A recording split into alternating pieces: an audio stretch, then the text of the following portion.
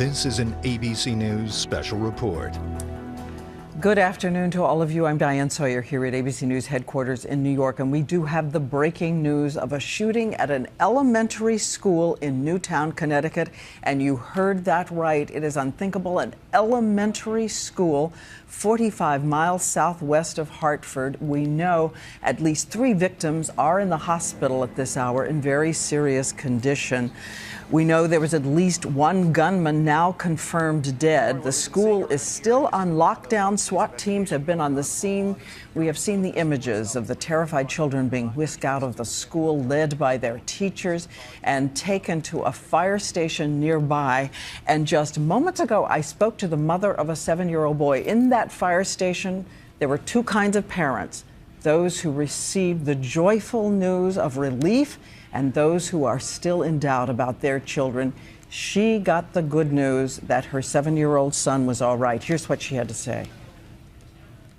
Did they give you any sense when you got there, when you got to the fire department area, what had happened? What did they tell you? No, nobody is giving us, no officials are giving us any information.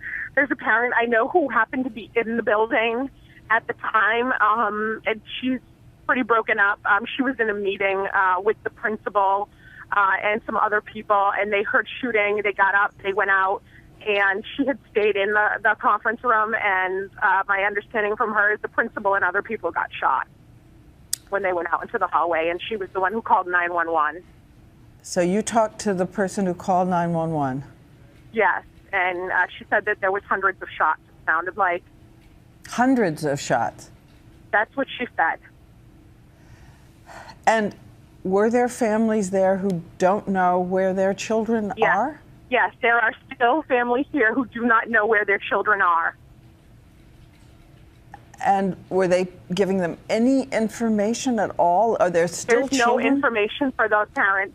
They have the kids who were evacuated into the fire department house.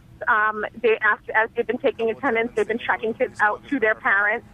So some parents have secured their children and left with them, but there are still parents here who do not have their children and have no idea, and they're not being told anything. What was your thought when you got this call? It is unimaginable. What was your thought? I couldn't believe it. This is such a.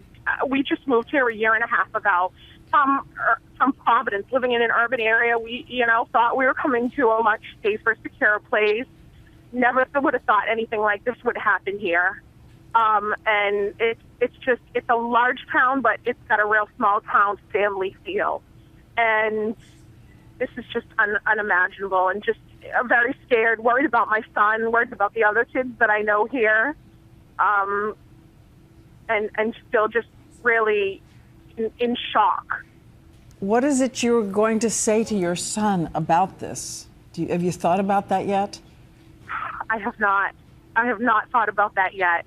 And I mean, my daughter is in preschool down the street. I know her preschool's in lockdown, and I have an older son who's at the intermediate school for 5th and 6th graders, and they're in lockdown. I don't know what's happening there. Well, again, I thank you so much for phoning in and everything that you've told us. Thank heaven your children are all right, and we just send you love and all of our thoughts for these days ahead. Thank you. Thank you.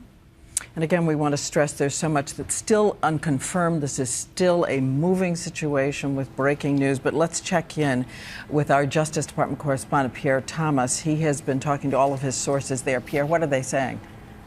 Diane, the FBI and the Bureau of Alcohol, Tobacco, and Firearms have sent personnel to the scene. They describe it as a very active scene. One senior official told me that the shooter is dead, that 2 firearms have been recovered. Again, a large number of federal authorities are coming to the scene, which suggests that there is a lot to investigate, and they're being very careful about talking about victims. The one official I spoke to said that he had been told of at least 2 children who had been injured in some fashion. Again, they're trying to get additional information from the local authorities, who are the lead at the moment, before they start giving out specifics on those injured. They're